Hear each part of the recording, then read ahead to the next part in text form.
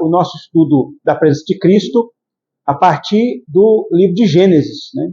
Cristo no livro de Gênesis. Nós vimos lá, de maneira geral, que algumas passagens de Gênesis já apontam para a promessa da vinda do Salvador, do Messias, embora ali em Gênesis nós não encontramos passagens que digam isso de maneira muito clara, muito explícita, ou passagens que sejam assim diretamente mencionadas no Novo Testamento em relação a isso. O que nós temos são inferências a partir dessas passagens de como se desenrolou a história da salvação e como os apóstolos do Novo Testamento vão interpretar a presença de Jesus, né? Jesus como cumprindo toda a Escritura. Não apenas promessas específicas, diretas, mas Jesus como cumprimento de toda a palavra de Deus. E hoje nós vamos tratar da presença de Cristo nos profetas. E para isso eu quero, como já convidei os irmãos a abrirem suas Bíblias em Deuteronômio 18, quero fazer a leitura aqui dos versículos 15 a 19, que é uma passagem muito importante para entendermos o que vamos abordar nessa noite, entender essa temática. Deuteronômio, capítulo 18, versículos 15 a 19. Essa passagem diz assim: O Senhor, teu Deus, te suscitará um profeta no meio de ti, de teus irmãos, semelhante a mim. A ele ouvirás, segundo tudo o que pediste ao Senhor teu Deus em Horebe, quando reunido o povo, não ouvirei mais a voz do Senhor meu Deus, nem mais verei este grande fogo, para que não morra. Então o Senhor me disse: falaram bem aquilo que disseram. Suscitar-lhes-ei um profeta do meio de seus irmãos, semelhante a ti, em cuja boca porei as minhas palavras, e ele lhes falará tudo o que eu lhe ordenar. De todo aquele que não ouvir as minhas palavras, que ele falar em meu nome, disso lhe pedirei contas. Irmãos, nós temos aqui uma profecia que fala da vinda de um profeta. Quem é que está recebendo essa profecia e, ao mesmo tempo, transmitindo essa profecia a todo o povo? Quem o está fazendo é Moisés.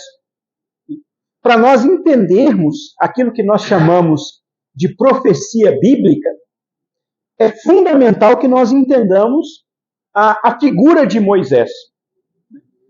Talvez nosso primeiro ímpeto seja, ao tratar da ideia de profecia, irmos diretamente aos livros que são classificados como os livros dos profetas, como, por exemplo, Isaías, Jeremias, Amós, por aí vai. Esse poderia ser o nosso primeiro impulso. E há uma validade nisso, obviamente, porque ali estão livros que são classificados como profetas ou profecias, porque de fato foram escritos e foram proferidos por profetas.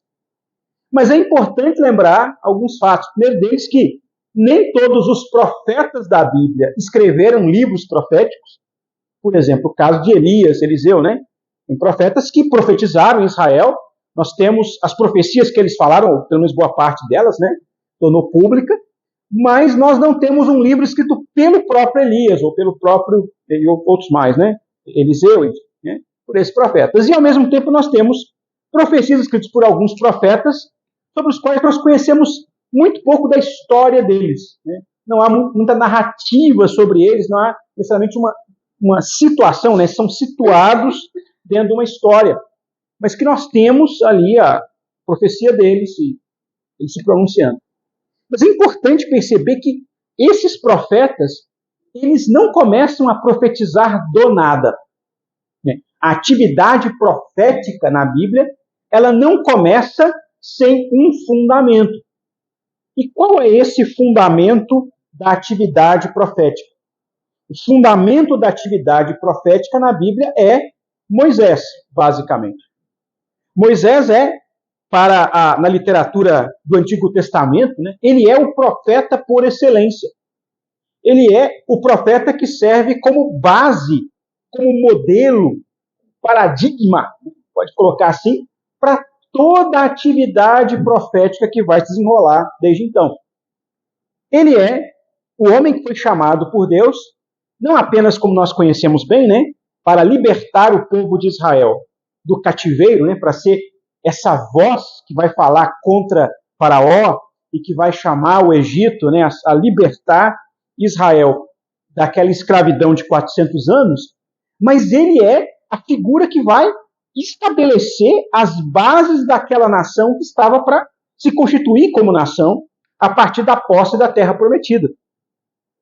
Moisés vai ser aquele que vai entregar aquela revelação inicial que vai esclarecer, por exemplo, de onde o mundo veio. Né? A passagem que Pedro explorou aqui na semana passada, sobre aquela passagem, né, da mulher, da semente da mulher, a semente da serpente, a semente da mulher esmagando a cabeça da serpente, a serpente mordendo o calcanhar da semente da mulher, temos que lembrar, é uma passagem que nos foi dada por Moisés. Moisés é aquele que nos dá essa revelação. Seja essa revelação, em certa medida, dada a ele por Deus diretamente, seja essa revelação preservada oralmente na cultura hebraica, na cultura dos filhos de Abraão, e que Moisés dá o seu acabamento, né? Ele dá a sua formatação definitiva, ele transforma aquela revelação em literatura, em livro, poderia ser consultada pelo povo. Todos os primeiros 5 livros da Bíblia, nós chamamos de Pentateuco, foram de autoria mosaica, autoria de Moisés. Então Moisés tem uma importância enorme, porque ele estabelece toda a base da fé judaica, que chamamos de cosmovisão, né? Como é que se enxerga o mundo, porque ele estabelece ali a ideia de um Deus único, criador de todas as coisas, criou tudo está debaixo do seu governo, do domínio, não há outro Deus além desse Deus que criou todas as coisas, né? Todas as demais forças da natureza não são deuses. Isso é uma coisa importante, né, na leitura do Gênesis, né, o que Moisés transmitiu para aquele primeiro público, né, o que ficou na mente daqueles que ouviram pela primeira vez, né, de forma já definitiva, escrita em livro, a narrativa do Gênesis. Não há outro Deus, esse é o único Deus, e foi esse Deus que fez uma aliança com Abraão. De Abraão sai agora uma nova nação. Já havia várias nações estabelecidas, inclusive o Egito, que era uma nação muito mais poderosa do que Israel, que manteve Israel cativo durante 400 anos. Né? Como então explicar o lugar próprio dessa nação chamada Israel, já que já havia tantos outros povos poderosos competindo pelo seu lugar no mundo? A razão é de que foi a partir dessa semente, né, dessa geração, nessa genealogia, é que Deus preserva a verdadeira história do mundo. Moisés vai mostrar para nós que a tendência das nações é a de distorcer a história, é de dar adoração a forças da natureza que não são Deus. Essa é a tendência. As nações vão querer justificar o seu lugar no mundo, seu lugar de poder, de domínio, amparando-se em falsos deuses. E isso não é apenas uma realidade do Antigo Testamento, não, meus irmãos. É uma realidade também presente. Os impérios que querem dominar o mundo e justificar o seu lugar no mundo também prestam adoração a falsos deuses e também tentam justificar o seu lugar no mundo, o seu domínio do mundo, a partir de valores que são encontrados nesses falsos deuses.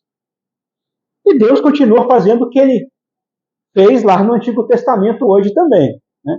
Ele preserva uma linhagem, ele preserva uma genealogia espiritual hoje, pelo menos. Né?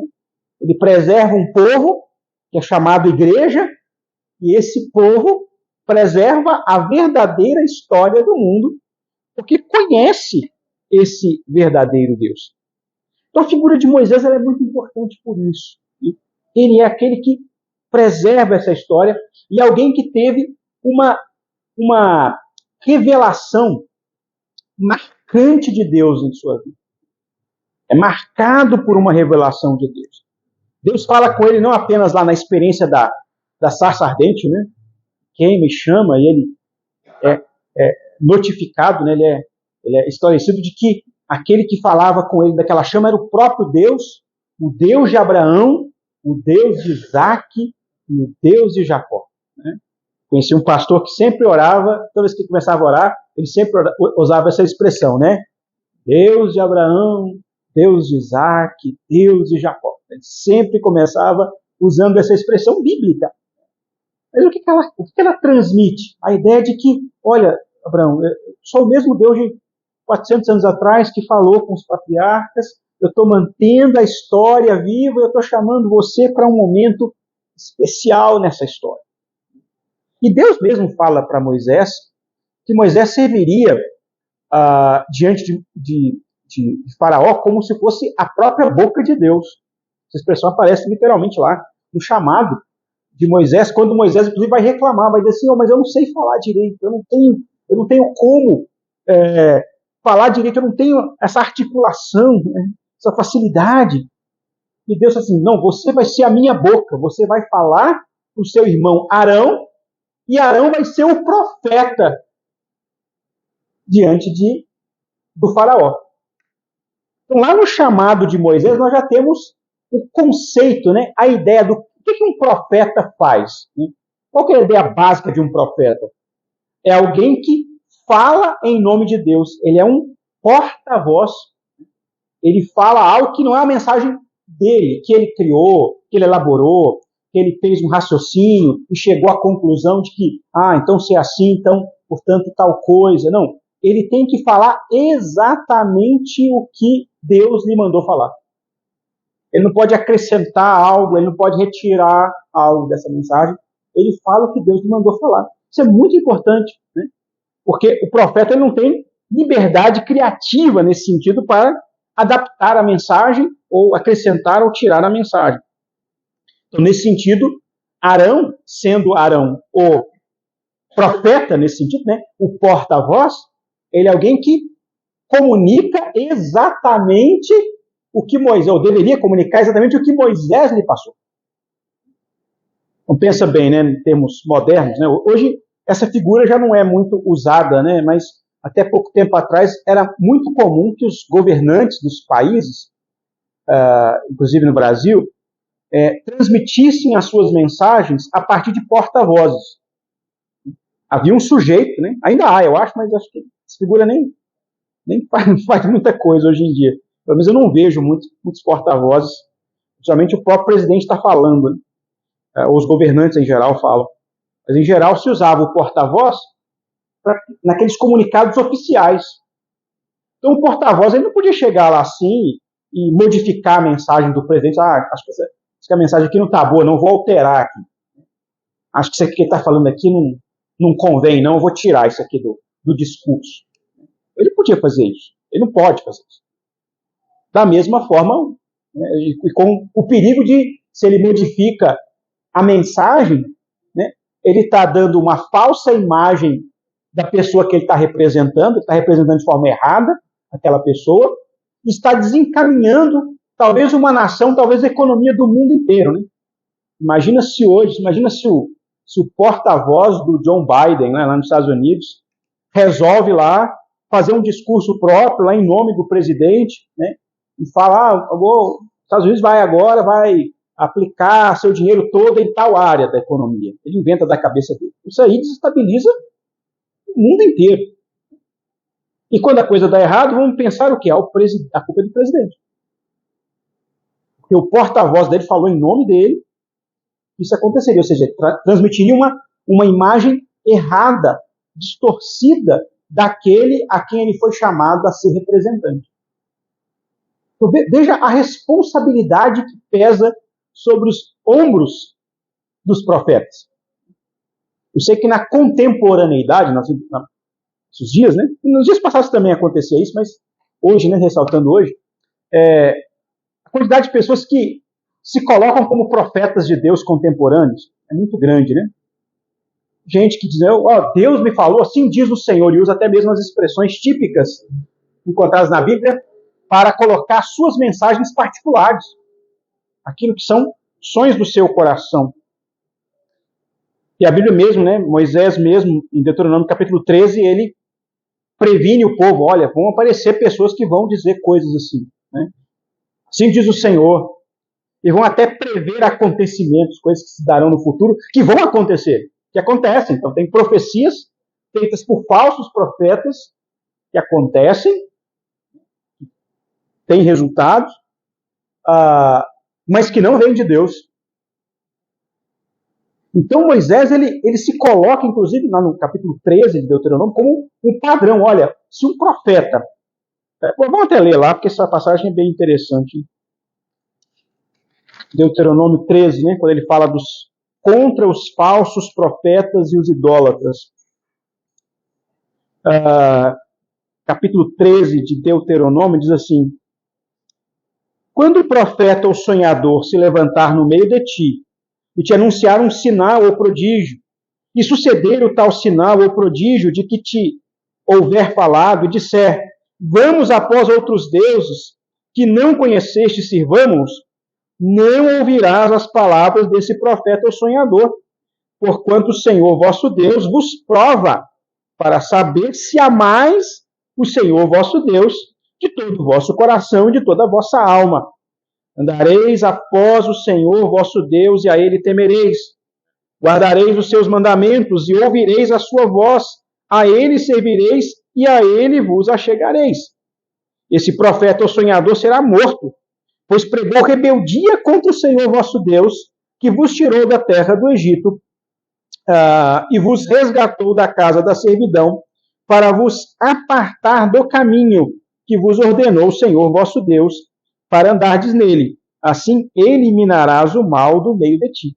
Então, veja bem, um profeta, mesmo um profeta que falasse alguma coisa, que fizesse uma previsão de algum acontecimento, essa previsão se cumprisse, e ele logo depois disse assim, olha, vamos então adorar outros deuses, quebrando flagrantemente um mandamento já estabelecido por Moisés, né, através de Moisés. Como é que começa lá os 10 mandamentos? Qual que é o primeiro mandamento? Não terás outros deuses diante de mim, além de mim, né? Na tradução aí, né? Não vai ter outros deuses. Não tem outros deuses. Então não importa, o cara pode fazer as maiores profecias, fazer fogo descer do céu, ele pode fazer todas as maravilhas que você imaginar, mas se ele contrariar os mandamentos já estabelecidos pela revelação que veio por Moisés, ele é um falso profeta. E a pena, né? A sentença aqui, naquela época, era a sentença de morte. Então, veja bem, aqueles que pretendem, né, se colocam na pretensão de serem profetas contemporâneos, deveriam ler com muita atenção essa passagem.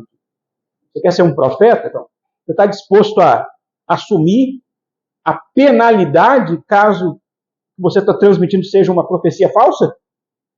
Que desencaminha as pessoas? Que as leva para fora dos caminhos do Senhor? Então há um alerta muito forte em relação a isso. Mas ao mesmo tempo há, como nós já lemos aqui, voltando lá no capítulo 18, né, de Deuteronômio ainda, mesmo livro, havia sim a ideia de que se levantariam profetas verdadeiros, mas há aqui uma promessa que é mais específica. Moisés aqui não está falando no capítulo 18 que vão se levantar vários profetas. Ele está falando de um profeta específico. E esse profeta vai ter um distintivo, né, algo distinto dos outros profetas que vão aparecendo ao longo da história. O que é essa coisa distinta? É que ele iria falar com uma autoridade que é semelhante ao do próprio Moisés. Veja bem, então, nós temos que ler a Bíblia, né, comparando textos com textos. Por um lado, Moisés está dizendo, olha, vão se levantar profetas falsos, que vão tender a desencaminhar o povo, então você deve estar alerta, deve julgar, o padrão é a lei, já foi estabelecida, se preciso for até condenar esse falso profeta. Haverá profetas, sim, que vão ajudar a auxiliar o povo nas atividades regulares, mas haverá um profeta que vai ter uma função, vai ter um papel distinto, vai superar todos os demais profetas. A ideia é importante porque o que deveria fazer os profetas comuns, os fiéis a Deus? Qual que era a função principal de um Isaías, de um Jeremias, de um Malaquias? Que são os profetas que foram reconhecidos como profetas verdadeiros. Nenhum deles foi o profeta, isso é importante dizer, né? É curioso porque você vai lendo o Antigo Testamento, você não encontra nenhum profeta reivindicando ser esse cumprimento dessa passagem aqui. Não encontrar Isaías falando assim, sabe aquele profeta do qual Moisés falou lá, em Deuteronômio? Eu sou esse profeta.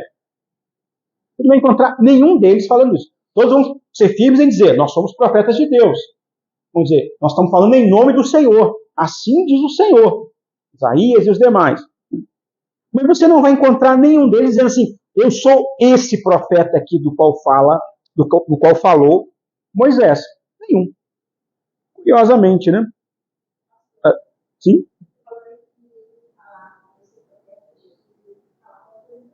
Uhum.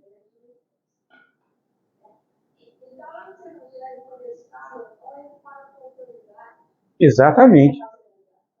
Eles começaram a perceber, peraí, ele não fala igual falam os publicanos, os escribas e fariseus, ele fala com autoridade. Então já estavam começando a reconhecer que havia características em Jesus, né? E mais do que isso, né? O pessoal começou a achar, por exemplo, que João Batista é esse profeta aqui, né? Aí, lá no início do Evangelho de João, fala assim, você é o Cristo? Ele disse, não. Você é o profeta? O profeta quer dizer, esse aqui? Ele fala, não. Né? Também não. Quem és tu? Então, acho que Elias, ele até fala que não, né? Curiosamente, Jesus fala que ele era, né? Mas ele fala assim, não sou. Né? Não, ele fala não porque o pessoal tinha uma ideia distorcida de quem era Elias, né? Eles achavam que talvez fosse o Elias, literalmente, né? Fosse o tipo de reencarnação do Elias. Nesse sentido, ele não é o Elias, né? No sentido de cumprir o que tinha sido dito lá por Malaquias, assim, vai se levantar um profeta no espírito de Elias, né? Vai converter o coração dos pais aos filhos, dos filhos aos pais. Nesse sentido, sim, João Batista era o cumprimento dessa profecia. Mas a profecia que João Batista vai falar é assim, eu sou aquele de quem falou Isaías, eu sou aquela voz que clama no deserto. Então, veja bem, João Batista tinha uma palavra, ele era um profeta de verdade, uma palavra de autoridade, mas nem ele reivindicou ser esse profeta aqui de Moisés, né, que Moisés falou. Né? É a igreja depois, quer ver que você abrir lá a senhora pode abrir lá em Atos 3, capítulo 3, versículo 22 e 23? E outro irmão pode abrir também 7:37. Atos capítulo 3, versículos 22 e 23. E em Atos também, no capítulo 7, versículo 37. Aí quem achar, Honorina já pode ler o Atos 3, 22, e outra pessoa que achar o Atos 7 pode ler logo em seguida. Isso.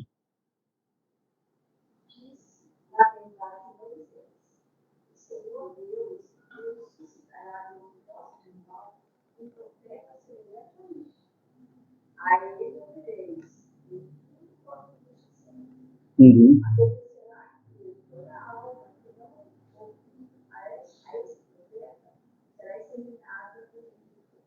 Uhum. Você vê que ele está citando essa mesma passagem e o contexto lá é a pregação de Pedro falando de Jesus. Então, quem é Jesus, né? Jesus é esse que está cumprindo lá. Então, Pedro ele atribui a Jesus o cumprimento dessa profecia. E quem encontrou lá 7:37 pode ver também.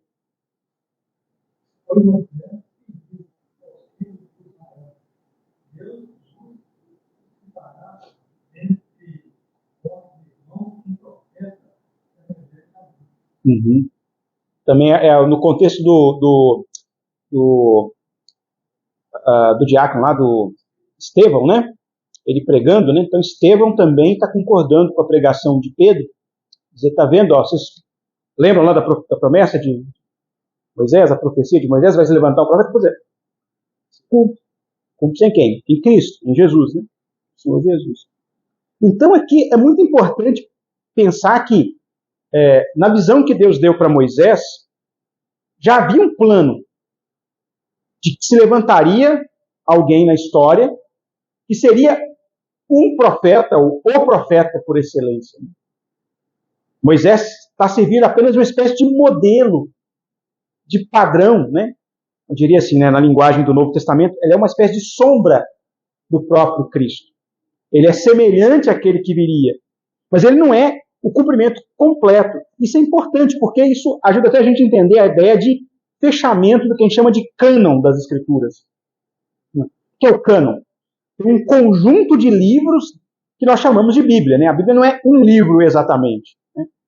Ela é, na verdade, um conjunto de livros, mas que tem um único autor, que é o Espírito Santo, e que tem um projeto de começo, meio e fim.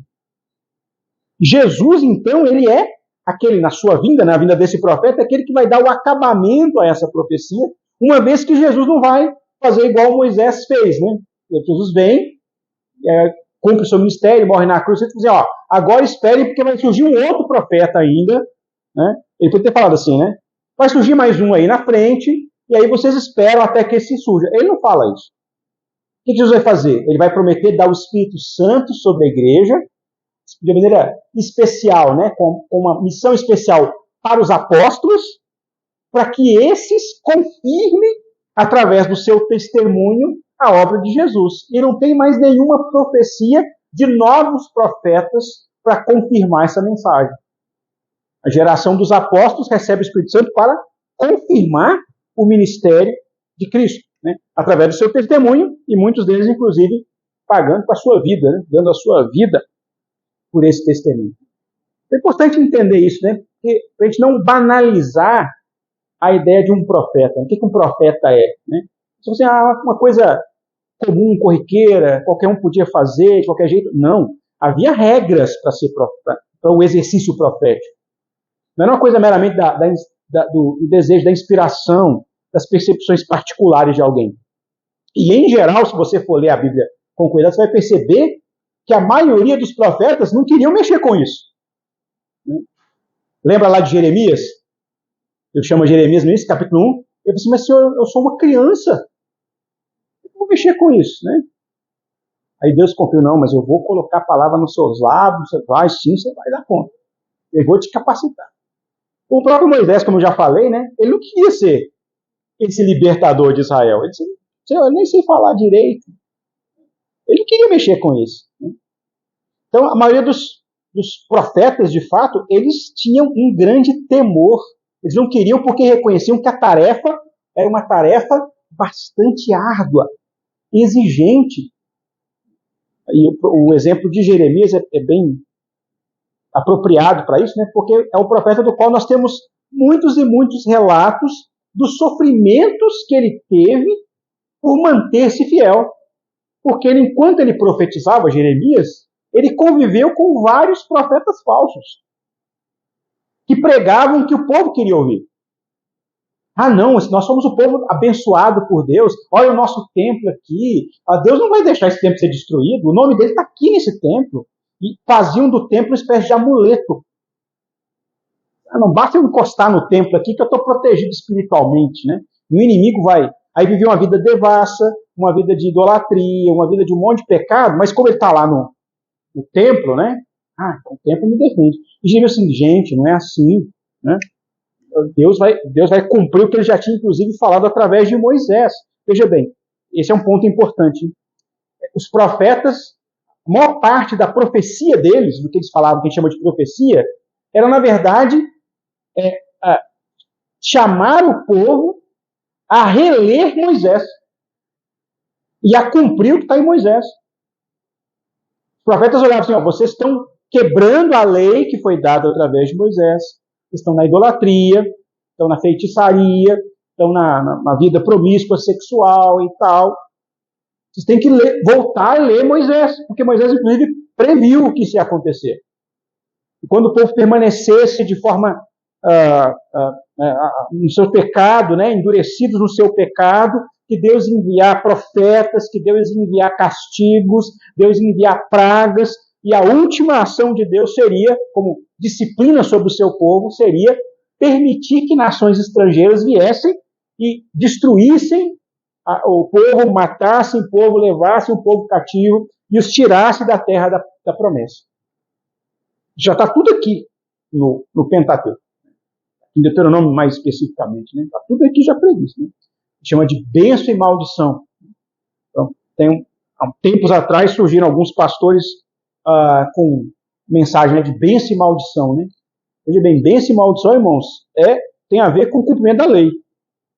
Se eu cumpro a lei, eu sou abençoado. Se eu quebro a lei, eu estou debaixo da maldição de Deus. Resumidamente, isso é bênção e maldição. Tem a ver com a palavra que eu falei, eu não sei o que eu disse, que eu determinei, eu determino que eu vou ser abençoado e tal. Tem a ver com isso. Se você está obedecendo a lei, vai dar bênção. Então, o povo lá na época de Jeremias, do profeta Jeremias, eles falavam um monte de palavras proféticas, de aparentemente muita autoridade e tal. Mas eles viviam uma vida de erros, de desvios, né? De engano. Então, eles estavam debaixo da bênção, coisa nenhuma. Isso ficou claro quando, de fato, Nabucodonosor destrói os muros da cidade de Jerusalém, destrói o templo e leva cativos lá tantas e tantas pessoas que ficam lá, segundo a própria profecia de Jeremias, 70 anos no cativeiro. Esse é um outro aspecto do profeta, né? O profeta, primeiro, ele procurava, em tempos de crise espiritual, fazer o povo voltar para a lei, voltar para Moisés, voltar para debaixo da bênção da obediência, levar o povo a se arrepender do seu pecado, e ao mesmo tempo eles profetizavam coisas futuras. Agora, aí que está o problema da questão futura, né? Porque, geralmente a gente pensa sempre profeta como alguém que fala do futuro. Vocês já estão vendo que boa parte do seu ministério não tem nada a ver exatamente com o futuro, mas com o passado. Vamos voltar para a lei, vamos voltar o que nós fomos chamados a ser já desde a época de Moisés. Mas tinha assim um aspecto também futuro. E esse aspecto futuro é que é o mais complicado ao ler os profetas. Porque algumas coisas que os profetas falaram era futuro para eles, quando os profetas quando falavam, mas já é passado para nós, já aconteceu. E algumas coisas que eles falaram era futuro para eles e se cumpriram em Jesus especificamente, que é o nosso tema aqui maior, né? E algumas coisas que eles falaram ainda é futuro até para nós. Quando fala assim, o reino de Deus vai se consumar, a consumação do reino de Deus, ainda para nós é futuro, isso não aconteceu. Mas algumas coisas já aconteceram, inclusive antes de Cristo. Por exemplo, os 70 anos que Jeremias profetizou que o povo ia ficar escravizado, né? Já é passado para nós e é passado até para o próprio Cristo, né? Era passado para o próprio Cristo, né? Uhum.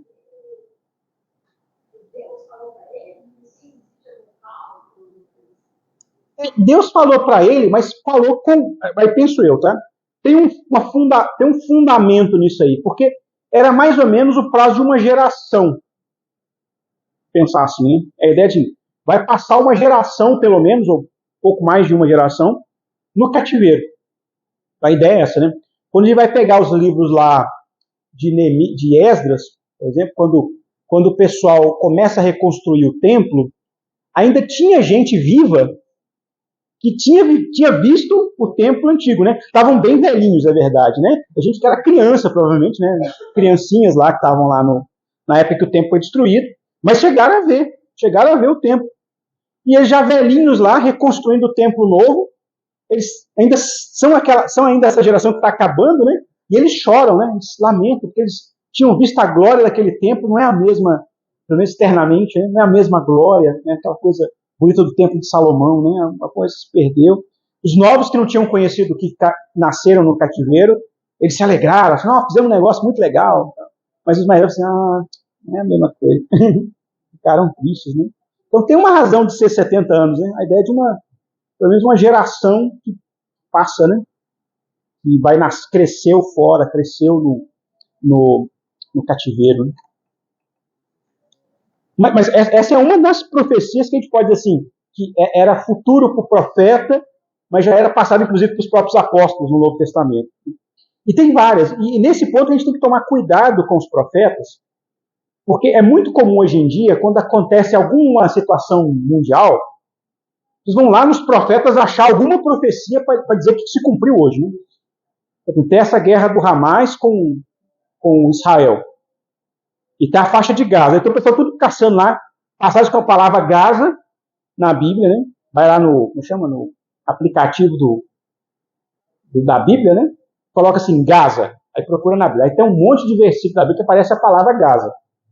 Aí você acha lá no profeta Amós fala de Gaza. Então tá vendo, tá acontecendo hoje, né? Mas veja bem, quando você pega profetas com Amós que falam de Gaza, a profecia que ele falou lá já se cumpriu. Já aconteceu, e séculos atrás. Né? Antes, inclusive, de Cristo. Já tinha acontecido o que vários profetas falaram daquelas terras. A maior parte das profecias que os profetas falam sobre Egito, os filisteus, que é o caso de Gaza, né? Era o povo dos filisteus, e outros povos mais, essas profecias já aconteceram. O que não aconteceu dessas profecias frente aos povos é aquilo que é referente à consumação plena do reino de Deus. Há profecias que falam, por exemplo, inclusive do Egito, indo até Israel, em Isaías aparece a profecia assim, né? Indo a Israel para adorar o Senhor com o povo de Deus. Isso não aconteceu na história, né? Está, de certa forma, acontecendo no sentido de que os povos pagãos agora, pelo Evangelho, estão se voltando para adorar o mesmo Deus. Não literalmente ir em Israel, né? Ir num lugar sagrado. Mas ir até Cristo. Ir até Jesus, que ele diz, eu sou o verdadeiro templo, né? Destruir esse templo, em 3 dias eu o reedificarei, Jesus falou. Como é que pode? Demorou 40 e tantos anos só para reformar esse templo, e um homem está dizendo que ele reconstrói em 3 dias. Aí ele está falando dele mesmo, né? Lá em João. Falando dele. Ele é o verdadeiro templo. Então, quando os profetas bíblicos falam, né, que a glória do segundo templo será maior do que a do primeiro, não no sentido de glória externa, história, vai ter mais ouro, vai ter mais pedra preciosa do que Moisés, ou do que Salomão colocou nesse templo. Não, é porque esse templo, na verdade, vai ser o templo mais físico. É o próprio Cristo, Messias, ele é a conclusão, a consumação daquele templo. Quando o profeta Ezequiel, ele vai profetizar lá longamente sobre um novo templo. Ele fala de um templo com dimensões exageradas, né? Com aspectos grandiosos e tal. Não é que ele está dizendo assim que vai ter um templo que vai ser 2 vezes maior. Não. Isso aqui, a glória daquele primeiro templo era apenas um sinal que aponta para Jesus, aponta para o Cristo. Veio, né? Veio em humildade, morreu na cruz, mas retornará de forma definitiva em plenitude de glória. É a nova Jerusalém, né? Que desce dos céus, ataviada como noiva, né? A nova Jerusalém, essa cidade que o próprio Cristo constitui para si, nela sendo adorado eternamente. Então, é importante quando a gente lê os profetas, tomar esse cuidado, né? De não ficar tentando conectar certas falas, certas profecias desses profetas diretamente a acontecimentos dos nossos dias.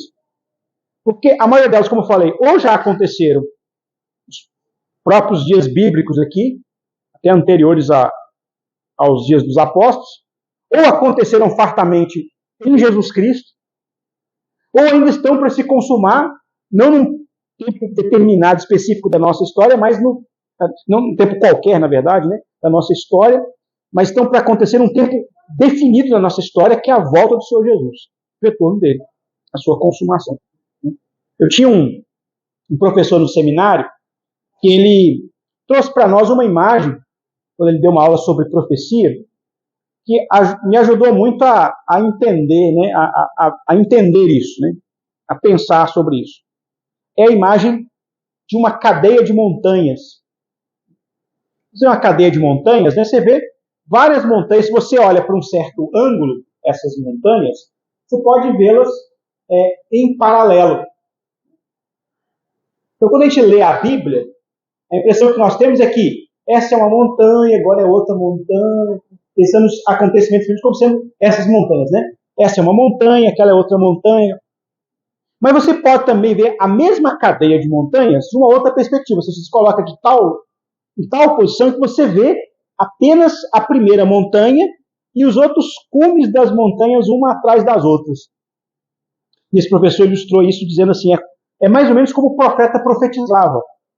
Ele estava falando sobre vários eventos que você pode ver de lado, mas quando ele falava como se alguns desses eventos acontecessem, fossem uma coisa só.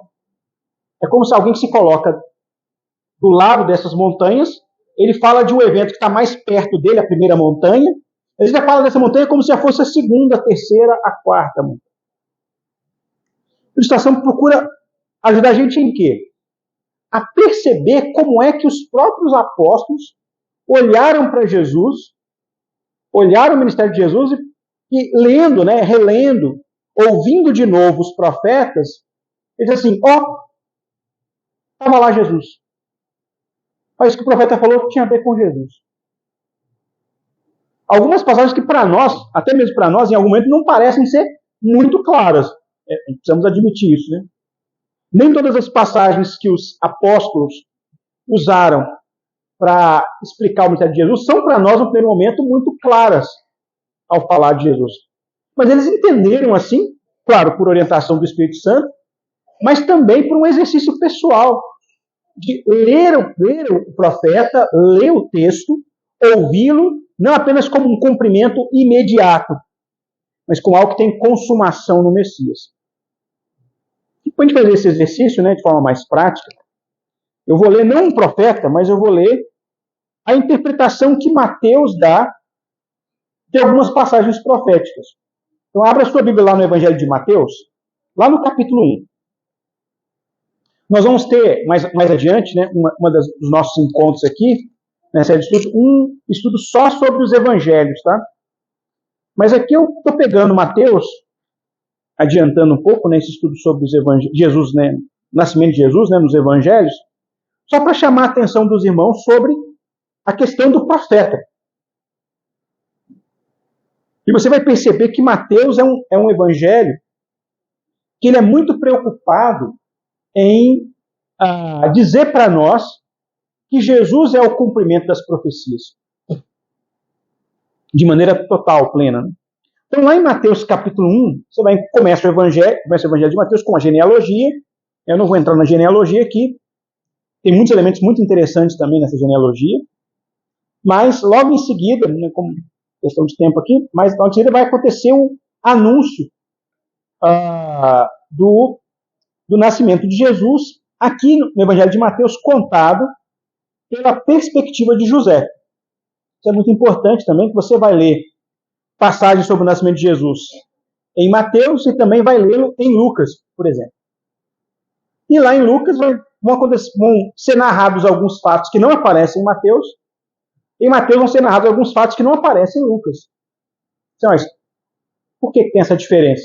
Uma das razões é porque possivelmente Lucas já tinha acesso à narrativa de Mateus, ele, para meramente repetir, já estava aqui, ele conta a história a partir não da perspectiva de José, que é o caso de Mateus, mas Lucas vai contar o nascimento de Jesus a partir da narrativa de Maria, com quem ele teve contato pessoal, Lucas, no caso, teve contato com Maria.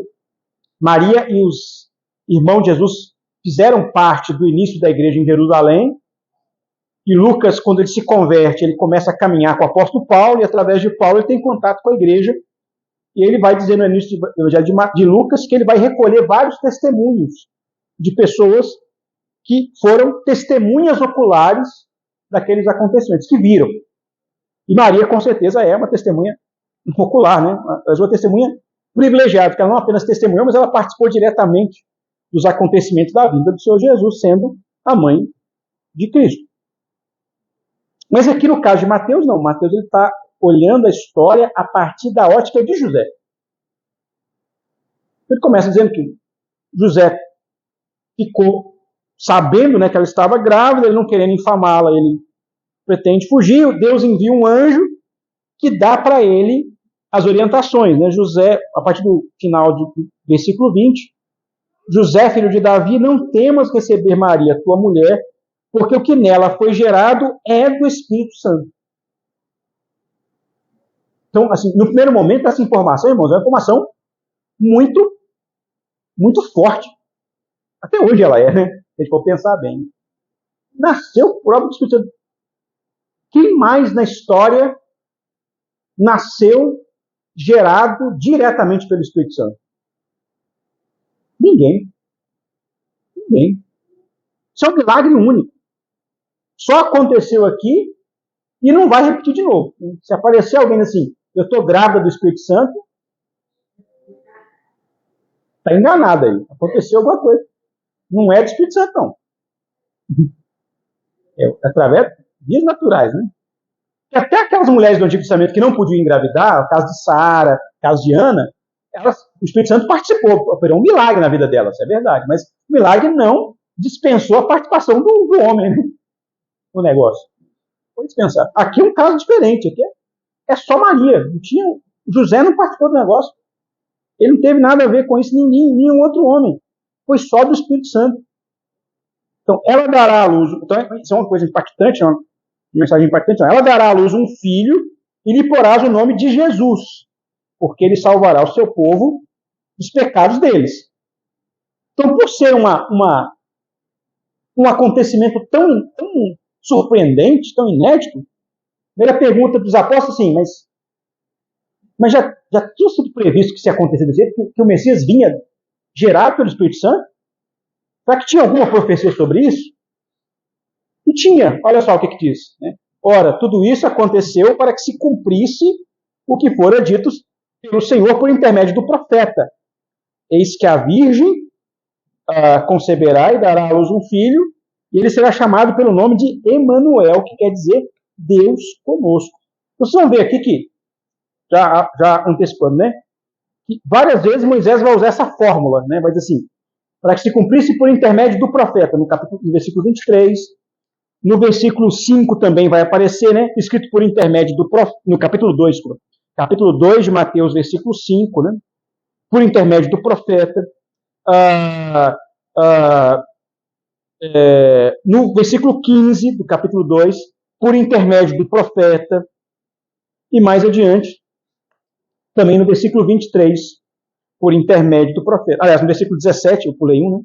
17, por intermédio do profeta, e no versículo 23 também, por intermédio do profeta. Então você vai ter, assim, vários versículos em pouco tempo, logo no comecinho de Mateus, várias expressões assim, por intermédio do profeta. Você vai dizer assim, olha, isso aqui já estava predito.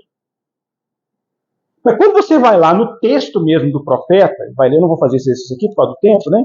Pega cada um desses, como por exemplo esse primeiro exemplo, né?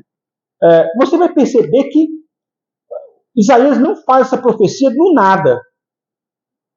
Tem uma circunstância em volta, um problema da época de Isaías, que no caso aqui era o pecado do rei Acás, as consequências do pecado do rei Acás, né? Certas palavras que Acás precisava ouvir, duras, e que é nessa situação, nessa circunstância, é que essa profecia ela é anunciada. Há um grande debate, obviamente, o Pedro Pedro também falou sobre isso, né, quando fez lá o estudo do texto da semente da mulher, semente da serpente, né, para entender esses termos, entender como é que essas coisas foram interpretadas por outros. Há também vários debates sobre essa passagem. Por exemplo, vocês vão ouvir, talvez da parte de alguns, dizendo assim, não, a palavra virgem, a palavra está sendo traduzida por virgem aqui no versículo 23, mas na verdade, na origem lá, não é exatamente virgem, mas é a palavra menina. A menina dará à luz, conceberá e dará à luz um filho. E de fato, a palavra lá no hebraico, ela admite essas duas traduções. Ela pode traduzir tanto quanto virgem, quanto como menina. Acontece que qual que é a tradução mais natural aqui, né? Ela seria mais natural para um judeu daquela época, traduzida por virgem, porque na mente de um judeu, uma menina era naturalmente virgem, né? Assim, eu não pensava, essa menina pode ser virgem ou não. Virgem era o padrão, né? Não ser virgem seria o estranho, seria o extraordinário. Uma menina não casada, uma moça, né, jovem, né? Aqui, alguns especulam, né, quantos anos teria Maria quando recebeu essa mensagem. É uma coisa meio especulativa, não dá para saber. Alguns chegam a falar que ela tinha 15, 16 anos, né? Talvez até menos. Era, de fato, até para os nossos padrões, uma menina, né? Não era uma mulher ainda, nesse sentido de, né, adulta. Mas, naquele contexto, uma moça não casada era virgem. Esses debates vão aparecer, mas era natural que Mateus aqui, ao ressaltar essa ideia no seu texto, né, para dizer que tinha uma razão profética, né, nós estamos falando de Cristo aqui, é porque, de fato, Maria era uma menina virgem. E nela aconteceu algo que Isaías falou lá no passado. O debate é, será que ele falou de alguém antes de Maria também? Como eu falei, a ideia da cadeia de montanhas, né? Talvez ele tivesse falado, visando alguém, uma menina, que iria surgir nos dias dele, que ia ter um filho, e que esse filho teria um nome específico chamado Emanuel. Alguns especulam, talvez, a própria esposa do profeta Isaías. As especulações aí. Então, que a primeira pessoa de quem Isaías falou era, na verdade, sua própria esposa, que concebeu um filho, porque tem outros casos na vida de Isaías, outros profetas, que Deus fala, você vai ter um filho, coloca tal nome no filho. O caso mais famoso é o de Oséias, né? Ele vai tendo filhos com a mulher adúltera, e cada nome de filho aponta para uma realidade espiritual do povo de Israel daqueles dias. Pode ser que no caso de Isaías seja alguma coisa semelhante ao que aconteceu com Oséias, ou seja, ele está falando da mulher dele, que ainda era criança, né, menina, né, e que geraria um filho, e esse filho ia indicar a ideia de uma presença de Deus ali naquele momento. Mesmo que seja o caso, né, o entendimento da igreja, dos apóstolos, é de que, mesmo que tenha tido um tipo de cumprimento dessa profecia local, no tempo de Isaías, essa apontava uma realidade espiritual maior, que é com Cristo. Semelhante ao que acontece com a ideia do templo, né? Eu falei que Deus tinha feito profecias através de Zacarias, né, para reconstruir o templo e tal. E a glória do segundo templo seria maior do que a do primeiro. Quando ele é reconstruído, vocês ficam meio decepcionados, mas é isso aí? Né? Anos depois, um dos Herodes lá vai fazer uma reforma que vai durar 40 e tantos anos e vai tentar dar um acabamento naquele templo, mas ainda assim não era o cumprimento pleno. Ou seja, a profecia que apontava para o cumprimento daquele templo, na verdade, era apenas uma primeira etapa daquela profecia. Como eu já falei, né? Na verdade, o cumprimento mesmo é no próprio Cristo. Cristo é o templo que tem a glória maior do que qualquer outro templo. Então, quando a gente vai, só para situar os irmãos, quando a gente vai pegar passagens como essa, né, dos profetas, passagens que foram entendidas pelos apóstolos como sendo o cumprimento de Cristo, isso não descarta o fato de que haviam alguns cumprimentos temporários e locais. Pode ter sido o caso dessa profecia aqui, né? Nós não sabemos exatamente. Mas o fato é que o cumprimento pleno dessa profecia só acontece com a vinda de Jesus. Porque, caso tenha surgido algum indivíduo lá atrás que tenha recebido o nome de Emanuel, esse nome era só um nome. Mas Jesus era a realidade. Emanuel quer dizer o quê? Então, o que essa profecia está dizendo? Deus está aqui, ó. Deus está no ventre dessa moça.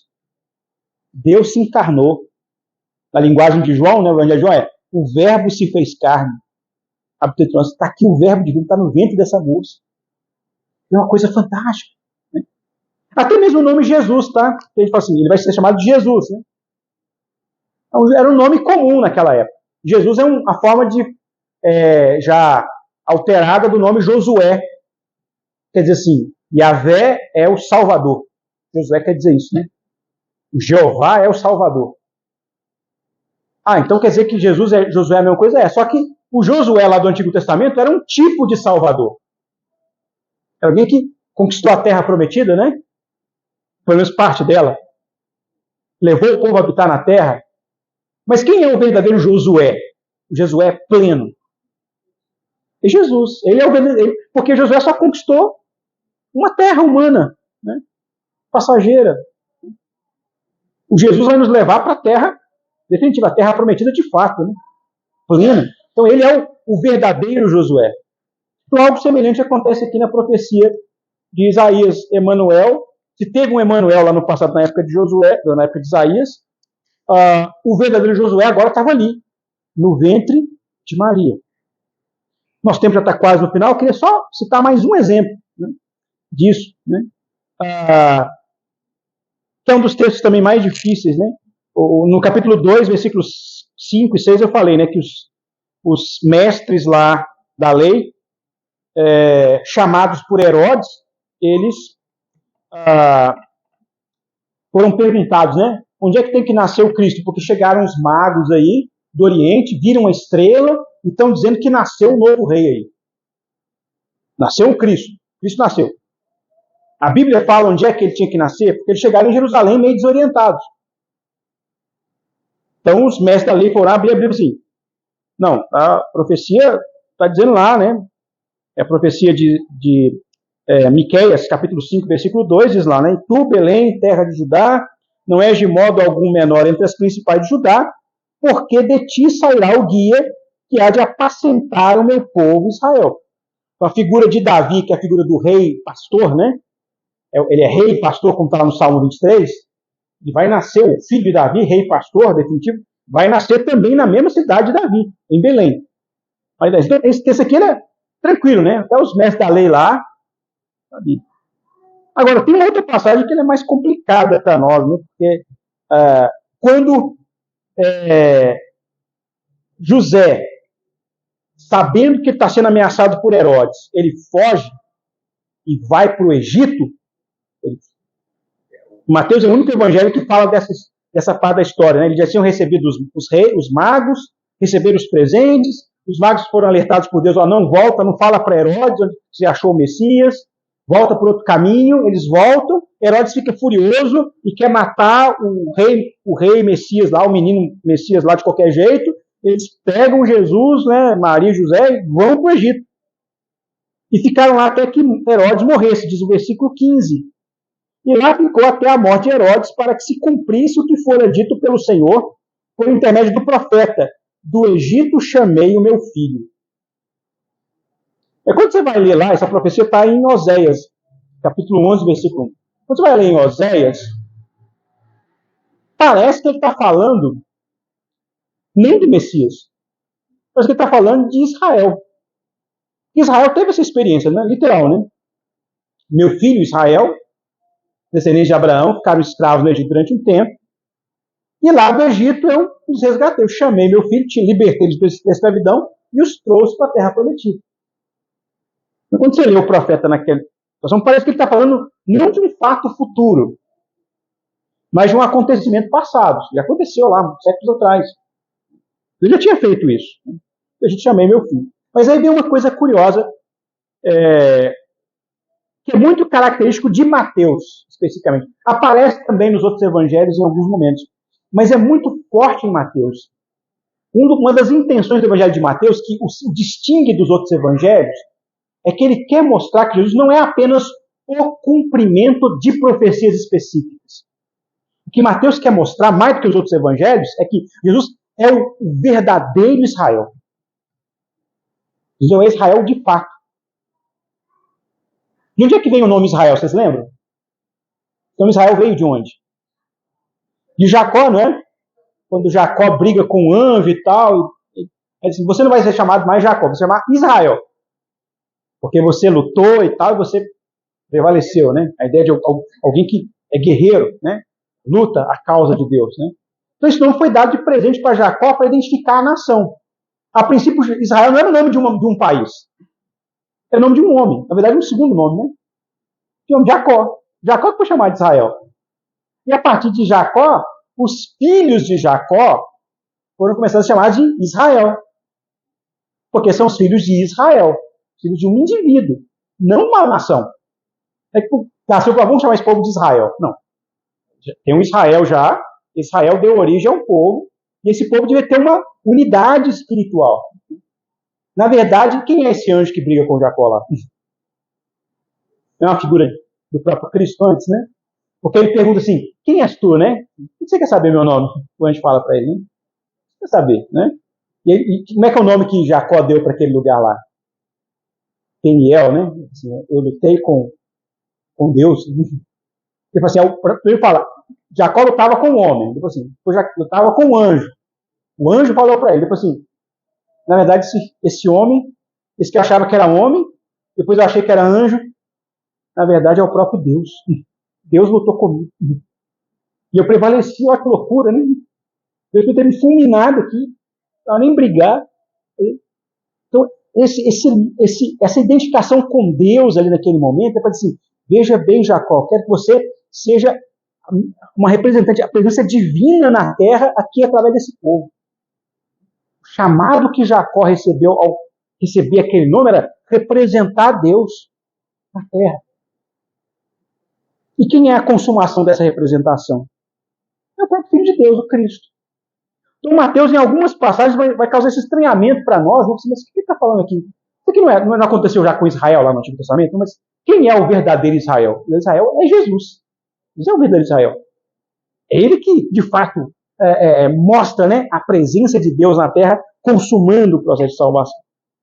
Eu não vou adiantar mais, porque nosso tempo já acabou, mas só para chamar a atenção dos irmãos para a leitura que os irmãos vão fazer de várias passagens dos profetas, especialmente no Novo Testamento, né? Para entender isso, né? Quando os apóstolos liam os profetas, eles entendiam sim que tinha cumprimentos que tinham acontecido lá no passado, na história deles, mas estavam vendo agora pela lente da presença do próprio Deus aqui com eles, o Cristo encarnado. Isso abria para eles outras possibilidades de entender com mais clareza, com mais amplidão, mais abrangência, a palavra de Cristo, né? A palavra dos profetas, melhor dizendo, né? Que apontavam para Cristo. Isso deve ser o nosso exercício também, né? Ler os profetas. Algumas passagens vão ser estranhas para nós, algumas sabemos, isso aqui já aconteceu lá, mas eles estão apontando para nós características, circunstâncias da vida do Messias, atributos que ele tem, qualidades que ele apresenta, para que nós possamos conhecer Cristo e apreciar mais e melhor o ministério dele. Eu termino chamando a atenção para isso, né, que eu li já há bastante tempo um livro que chama assim, Em Defesa de Cristo, de um homem chamado Lee Strobel. Ele era um jornalista que era ateu. Ele não acreditava em Deus. A mulher dele teve um processo de conversão, né, ela teve uma doença, teve um processo em que acabou levando a crer em Jesus, ela se converteu a Jesus, e isso mexeu muito com ele, porque ele era um ateu. Ele era um jornalista que fazia investigação criminal, ele investigava crimes. Ele disse, não, eu quero achar todas as provas que confirmem para mim que de fato Jesus é o Cristo. Ele foi entrevistar várias pessoas nos Estados Unidos que eram especialistas em várias áreas. Ele entrevistou um deles lá, eu não vou me lembrar o nome desse que ele entrevistou, que tinha nascido no judaísmo, era um judeu, nasceu no judaísmo, e se tornou cristão adulto. Ele vai perguntar assim, mas o que fez você se converter a Cristo? Né?